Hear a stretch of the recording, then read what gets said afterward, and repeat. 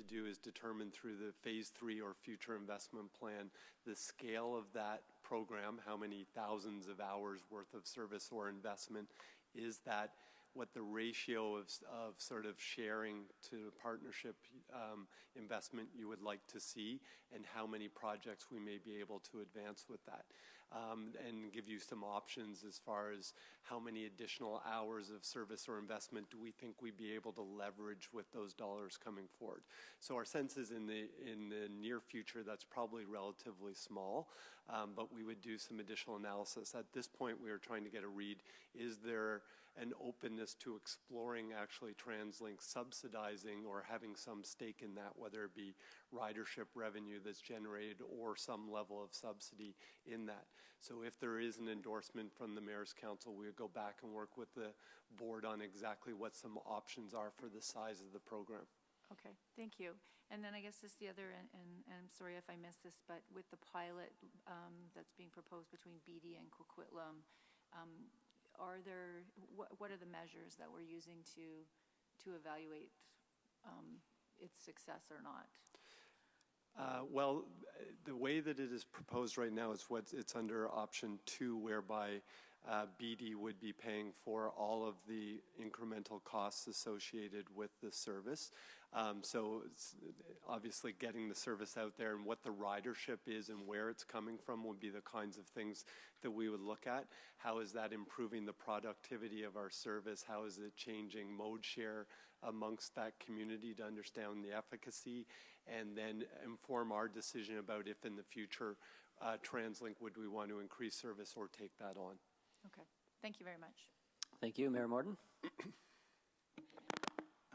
Thank you, Mr. Chair. Just wanted to note that I'm looking also forward to what this policy looks like. Just a note of caution also on P3 agreements, that sometimes, despite best efforts of TransLink and all the cities that participate in regional planning, is that sometimes consequences come along that you don't necessarily anticipate.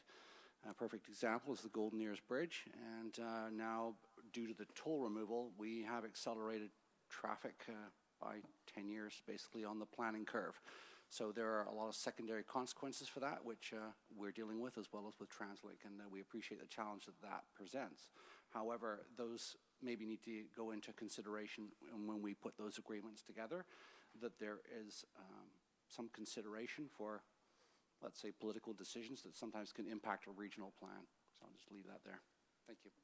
Okay. Well, thank you very much for the report on this item. I think this is definitely an avenue that has some potential. There are many other jurisdictions that have been a lot more aggressive in terms of generating revenue through these types of partnerships. But I think we need to be upfront and recognize there's some pitfalls regarding this work here.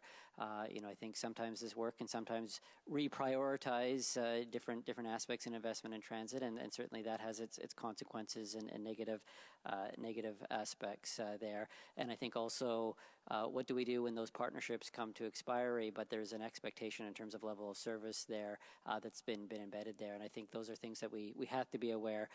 Having said that, I think we all recognize we all need to find more funding sources to be able to improve transit in the region. The demand always seem to be exceeding what we have funding available, and this is certainly a tool and partnership that has worked well in other jurisdictions and does have a pathway of successes. So there are some recommendations laid out on page 15 that I will look to the council to move forward with.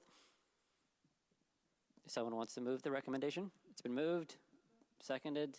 Any further discussion? All those in favor? Opposed? Carried. Moving on to item 3.3, public delegates policy. We don't have a presentation here, but Mike is definitely available to answer any questions if anyone has any questions regarding this report. Okay, it's been moved and seconded. All those in favor? Opposed? Carried.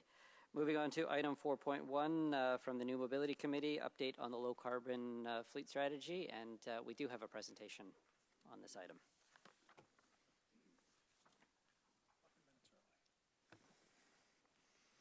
Good morning, Mr. Chair and members of the Mayor's Council. So I guess, there you go. I'm joined by Sarah Buckle, who in addition to her day job, you can see on the title slide, has managed for the last 3 years actually or so the extraordinary work I think we've been doing on the low carbon fleet strategy.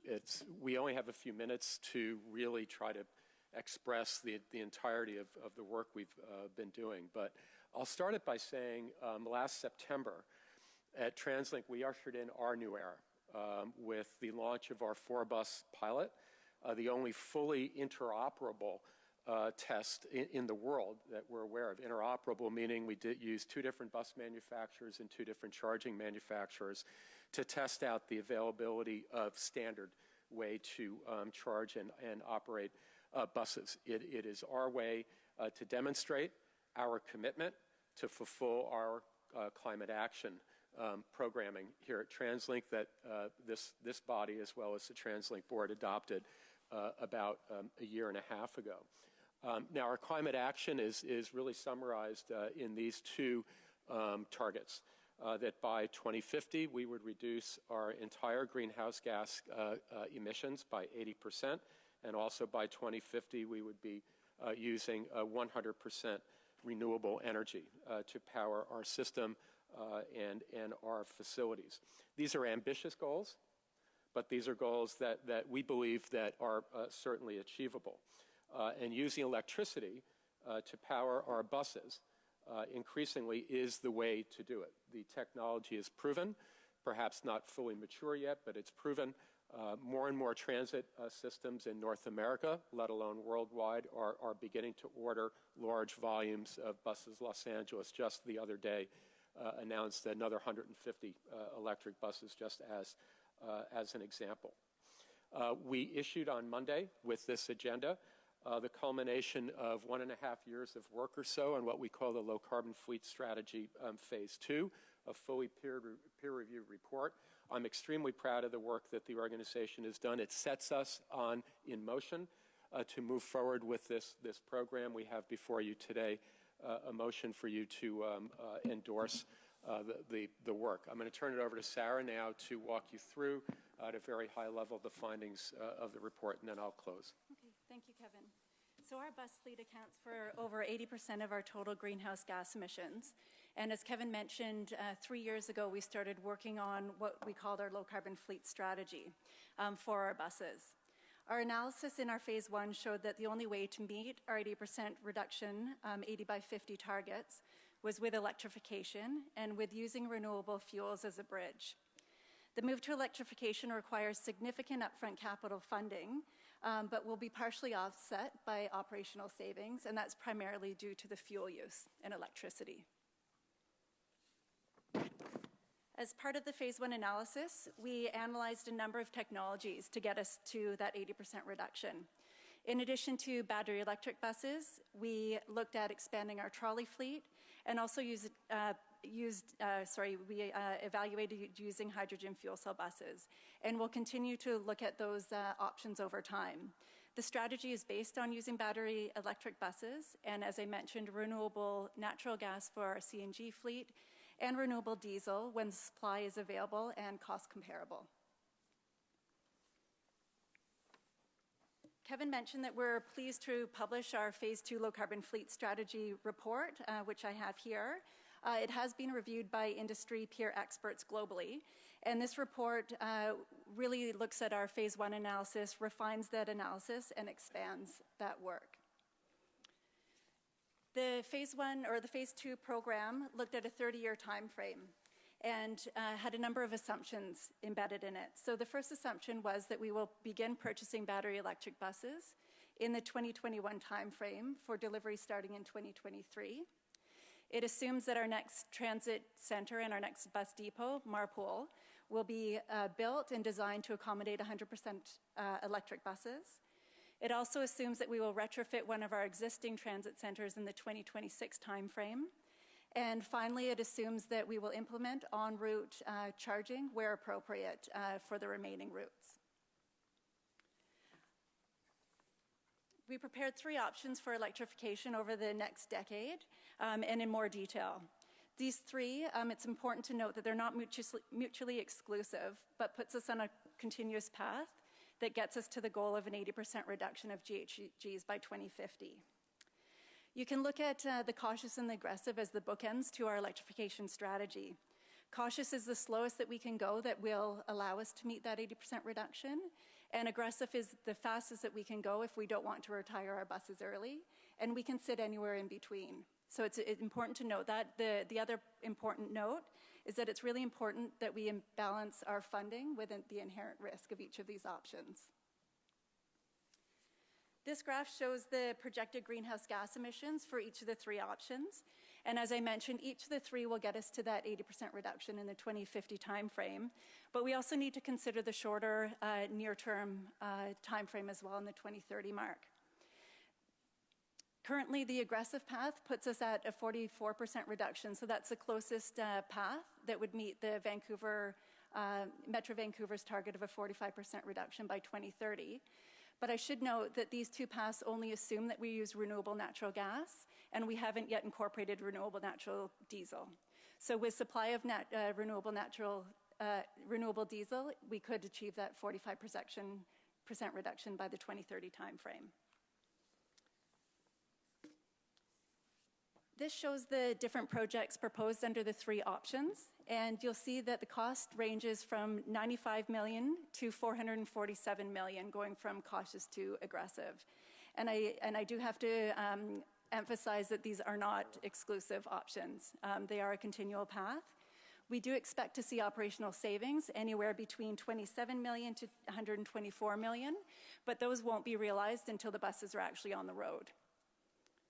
And I'll hand it over to Kevin now. So to close and turn it back over to the chair, I think we believe that the time is now to move on. The timing of the issuance and the completion of this report is important, but we also have two very important birds in the hand. As Sarah mentioned, we are in design of our new bus depot, what we call the Marpole Transit Center.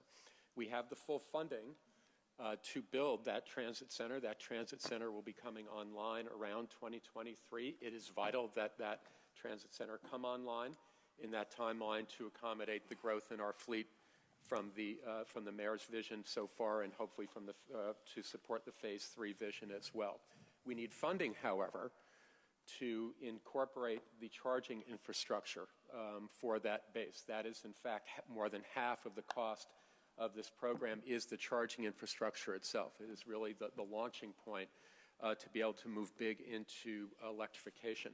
We would like to begin designing into that base right now, most efficiently, the charging infrastructure, so that when we put the base out for construction bids at the beginning of next year, it can be done holistically, which is by far the most efficient way to deliver. Number two bird in the hand is that we are either out already or about to go out with requests for proposals for more 40 and 60-foot buses for bus replacement, and to the extent to which the Phase 3 program is adopted next year, that will support as well the expansion fleets. We have abundant options in those RFPs to acquire electric buses. So the time is really, really now and urgent. If we did not have the funding, not only would we not as efficiently be able to design and construct the Marpole Transit Center, we would also have to buy more hybrid diesel buses. Hybrid diesel buses have a very good carbon footprint as well relative to old-fashioned diesel buses. We would prefer to be buying zero-emission buses at this time. This is, we do believe, and I think all of you around this table believe as well, that climate change and reducing our greenhouse gas emissions is a matter of national and provincial interest and policy, and therefore we are calling on the national and provincial governments to support and help us move aggressively forward with this program. But of course, the caution is that those dollars need to come from programs separate and apart from our transit funding, and we've all been talking about that for a long time. We have to find space for both. So I'll turn it back to the chair. These are our recommendations here before you today. And certainly, if you have any questions, Sarah and I are available to respond to the questions. But we certainly commend you to recommit to this aggressive approach and to continue to advocate to senior government to help support moving into this program aggressively at this point in time, Mr. Chair. Okay, thank you very much. We'll open up Mayor Little. Thank you very much, Mr. Chair, and thank you very much, both of your presentations here today. I think you're giving us good advice, but I think you're giving us good advice in a box that we created, which is that we have to pursue the 80% target within a fixed amount of time.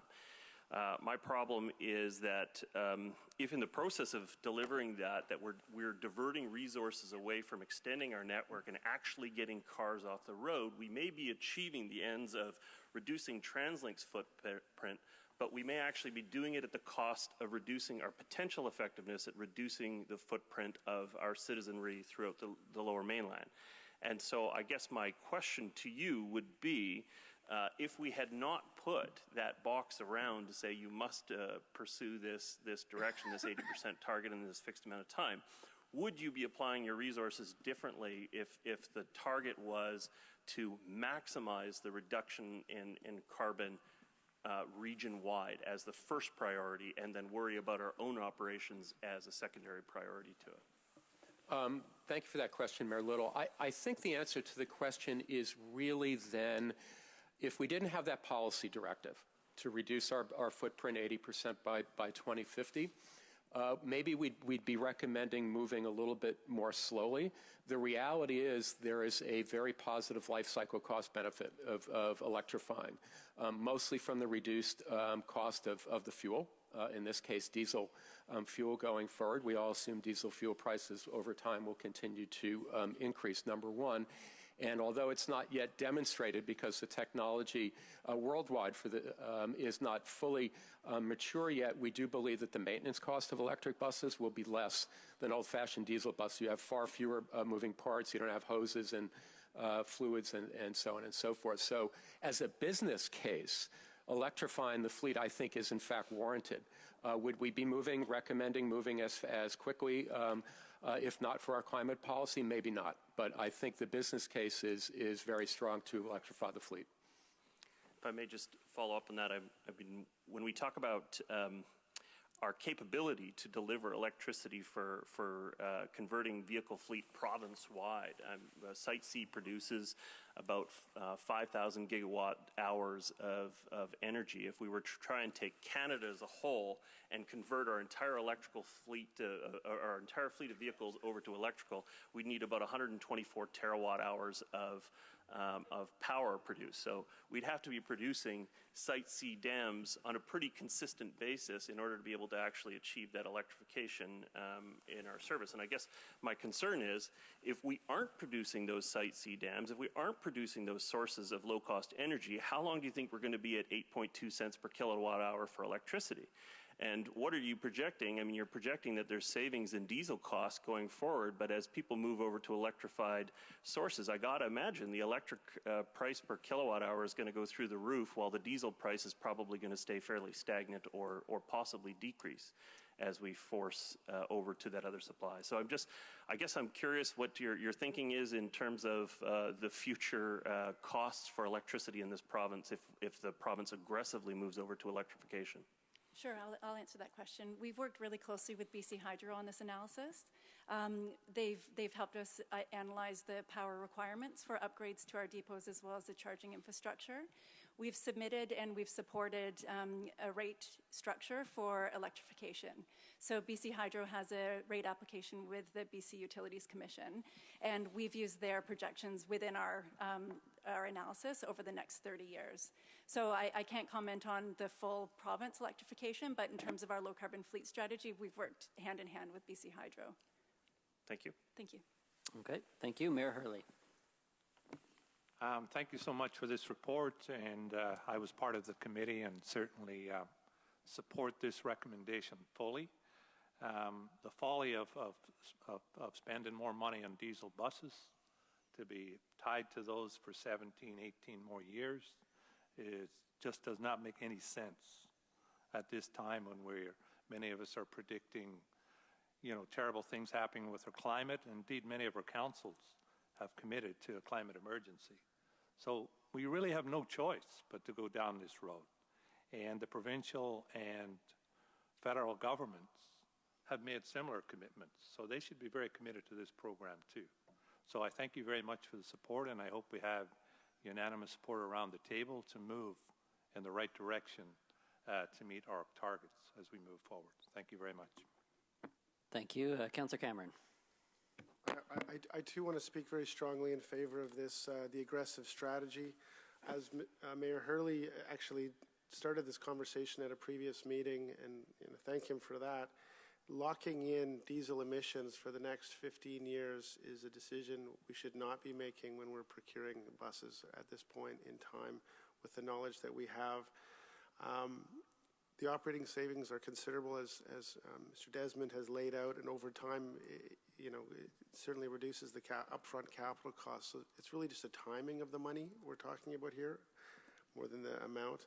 And this is not an either-or scenario. I am confident that we can expand the fleet and expand our service and electrify our service.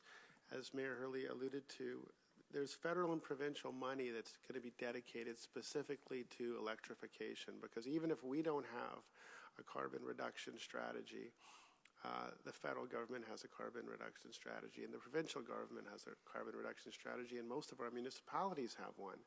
So we can't exempt ourselves from what is in fact a national effort to reduce our carbon footprint.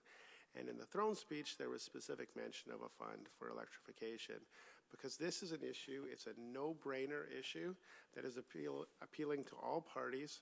There's technological aspects, there's environmental aspects, and there are health aspects that I want to highlight. The UBC School of Medicine recently released another report talking about the health impacts of living close to major transportation routes, neurological, Alzheimer's, dementia, MS, the health effects of living close to transportation routes and breathing that pollution are significant. And in the region, we're putting a lot of our people in housing that are close to transportation routes.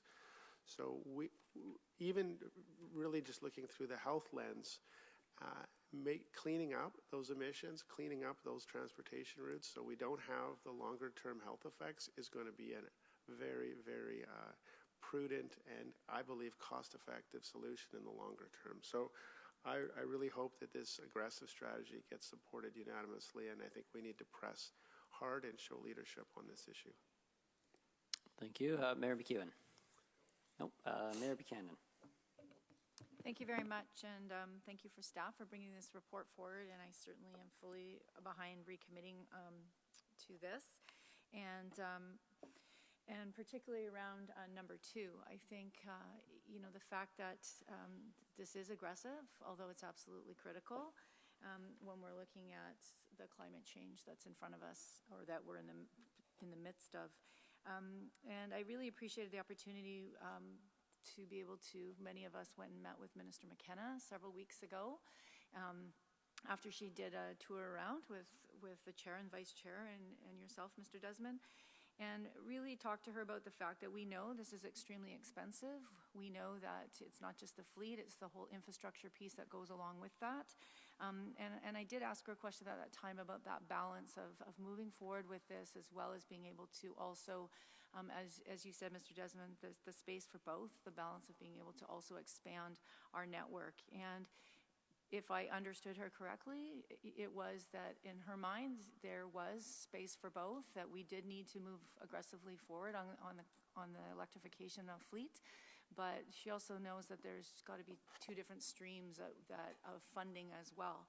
And one of the things that I just want to ask staff to follow up with was, I did ask her at that time, particularly around the funding streams, that some of our experience, particularly just from my municipality or the North Shore, in terms of the funding streams and the criteria for those funding streams, often, as she said, are outdated, and she committed to going back and taking a look at those, because what I asked was that the criteria for those be very, very specific, that we really understood from a staff perspective when we're applying for it, what is it that they were looking for, because these projects are taking so long to to do, and the technical studies and analysis take so long that we are often losing funding or having to give back funding because we miss deadlines.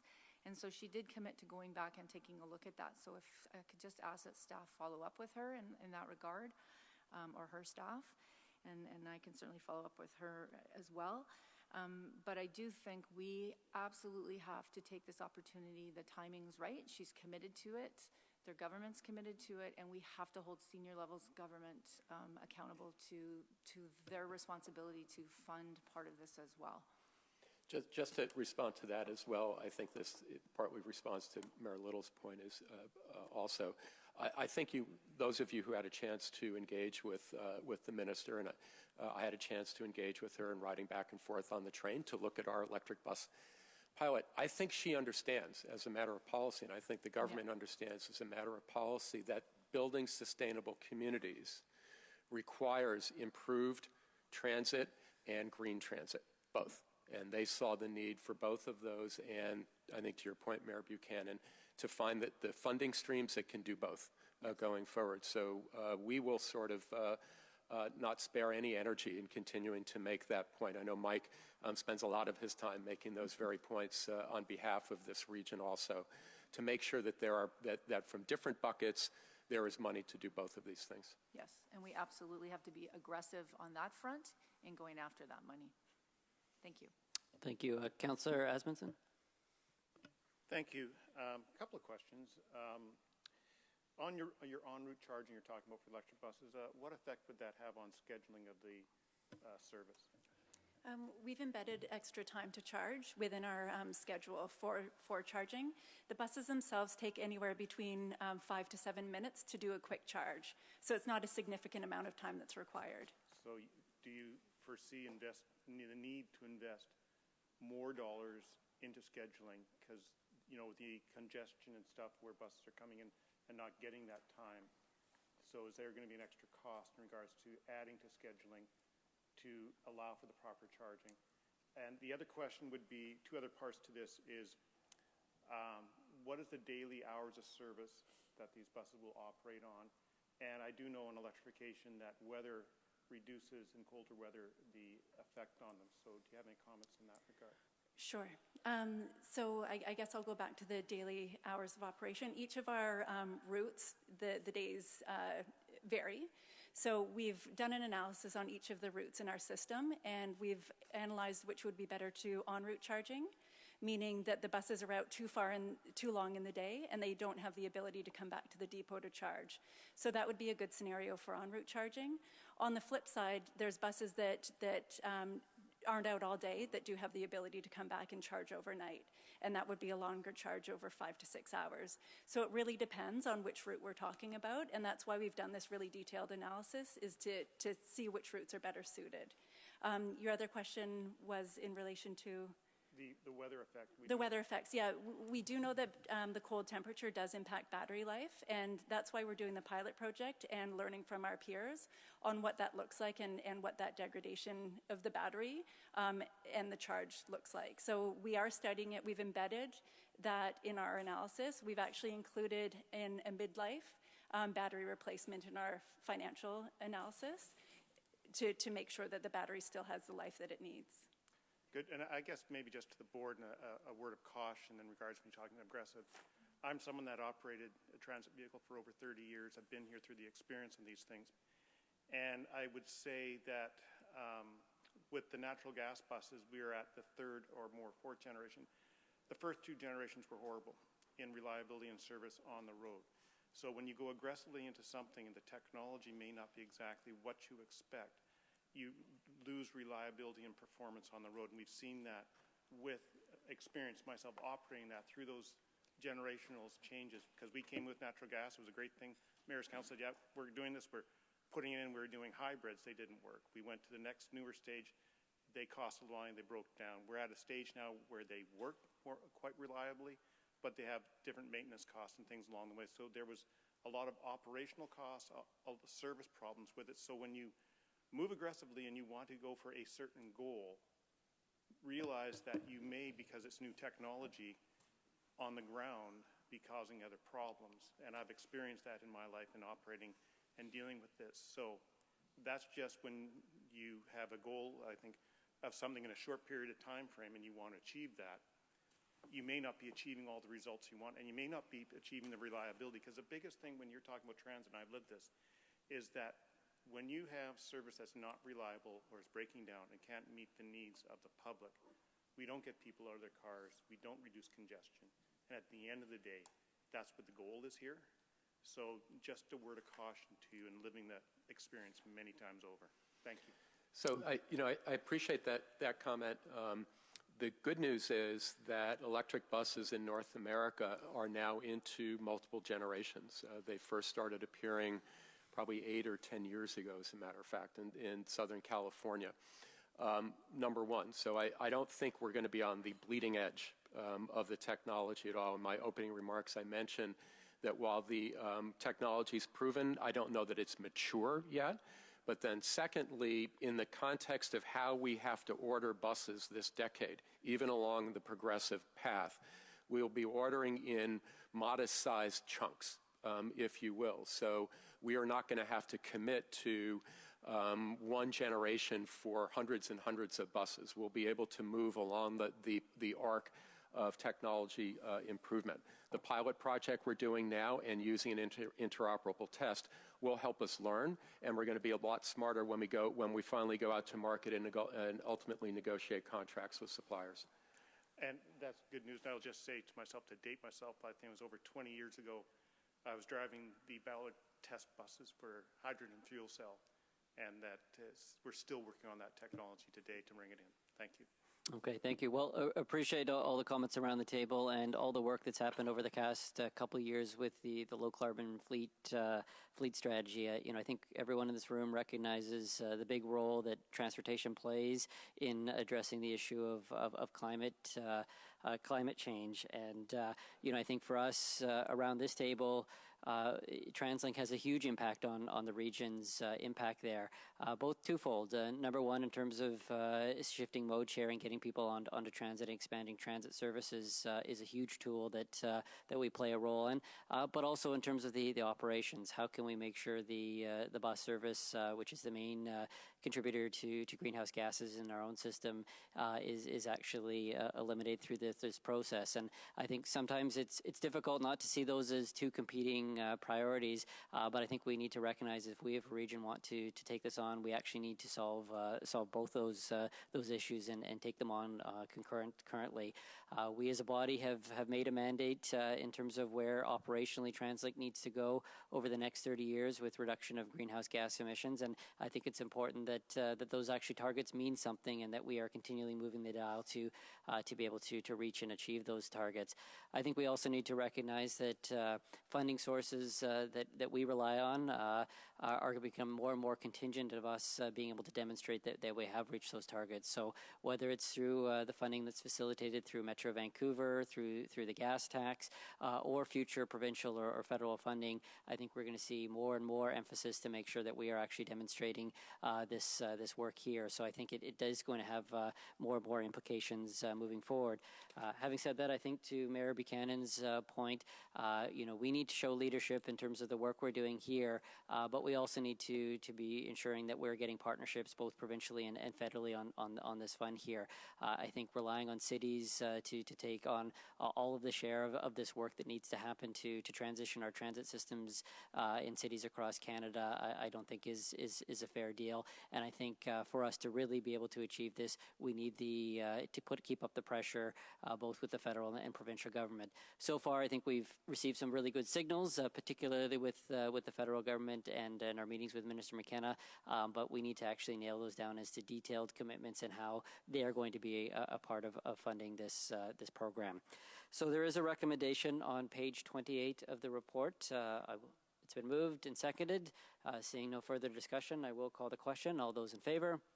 Opposed? Carried. Okay, and I believe that brings us to the end of our open agenda. If I get a motion to adjourn? Moved, seconded. All those in favor? Opposed? Carried. Could we ask this room to be clear to be moving into an in-camera session? We'll